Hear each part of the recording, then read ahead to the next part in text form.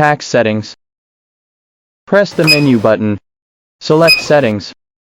Select Tax. Then select Tax 1 to 9. You can set up 9 different types of taxes, define custom names and rates for each, so they can be easily selected when setting product prices. Enter Tax 1 settings. Enter name. You can customize the name according to your needs. Enter a 5% tax rate. Enter the attribute as tax included or tax excluded. Contain means the product price includes the configured tax rate. No contain means the product price does not include tax, and the configured tax rate is added on top of the unit price. Enter Tax 2 settings. Name, tax with an 8% rate. Select Tax excluded. Press Confirm to complete.